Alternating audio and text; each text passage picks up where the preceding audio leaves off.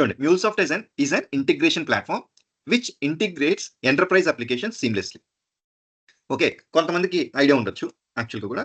కొంతమందికి ఐడియా లేకపోవచ్చు. మనం ఎవరికీ ఐడియా లేదని ఒక డెసిషన్ తీసుకొని దాన్ని బట్టి విల్ అండర్‌స్టాండ్. ఇక్కడ చూడండి, ఇంటిగ్రేషన్ అంటున్నాం.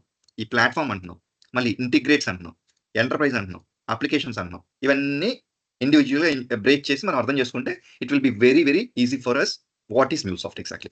సింపుల్‌గా MuleSoft integration platform. It will integrate multiple applications of an enterprise exactly సింపుల్‌గా ఇది.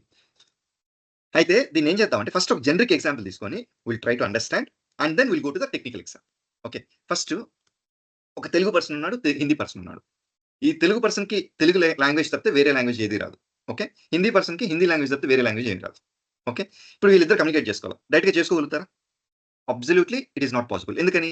తెలుగులో మాట్లాడితే హిందీ పర్సన్‌కి అర్థం కాదు. హిందీలో మాట్లాడితే తెలుగు పర్సన్‌కి అర్థం కాదు. అసలు వాళ్ళిద్దరి మధ్యలో కమ్యూనికేషన్ ఎస్టాబ్లిష్ అయ్యి మెసేజెస్ ఎక్స్‌చేంజ్ చేసుకోగలుగుతారా వాళ్ళు? రిక్వెస్ట్ పంపించి రెస్పాన్స్ ఇలాంటి సిట్యుయేషన్ జరుగుతుందా? జరగదు. ఆబ్వియస్‌లీ అప్పుడు ఏం జరుగుతుంది? ఏం కావాలి? ఇప్పుడు వీళ్ళిద్దరు ఖచ్చితంగా ఇద్దరు మాట్లాడుకొని బిజినెస్ డీల్ సెట్ చేసుకోవాలి. ఎలా చేస్తారు? ఆబ్వియస్‌లీ ఒక ట్రాన్స్‌లేటర్‌ని పిలుచుకొని ఎవరికైతే తెలుగు, హిందీ 2 తెలుసుంటాయో వాడొచ్చి వీళ్ళిద్దరికి ఫెసిలిటేట్ చేసేదానికి ఒకరిని పెట్టుకొని అప్పుడు బిజినెస్ డీల్ జరుగుతుంది. ఓకే. ఫర్ ఎగ్జాంపుల్ ఇప్పుడు ఏం జరుగుద్ది?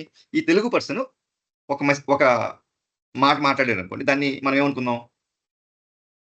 మెసేజ్ అనుకుందాం. ఓకే. అది దేంట్లో మాట్లాడాడు? తెలుగులో మాట్లాడాడు. ఆబ్వియస్‌లీ ఈ తెలుగు మెసేజు ఈ హిందీ పర్సన్‌కి అర్థం కాదు కాబట్టి, ఈ తెలుగు టు హిందీ ట్రాన్స్‌లేటర్ మధ్యలో ఉన్న పర్సన్ ఏం చేస్తున్నాడు? దాన్ని హిందీ మెసేజ్‌గా కన్వర్ట్ చేశాడు. కన్వర్ట్ చేసి అప్పుడు హిందీ పర్సన్‌కి అది అర్థమైంది.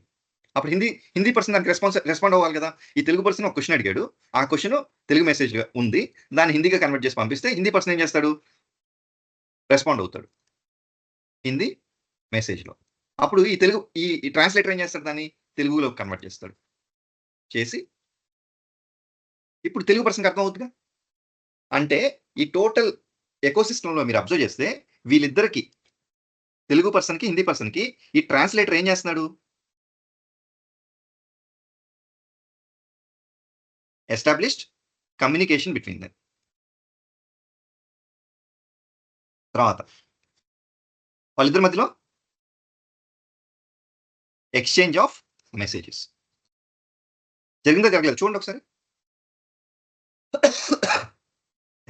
Telugu to Hindi or Hindi to Telugu translator has established the connection between Telugu and Hindi speaking person, and then he is facilitating the exchange of messages. Exactly. Okay. అంటే request Telugu person ఒక question అడిగాడు.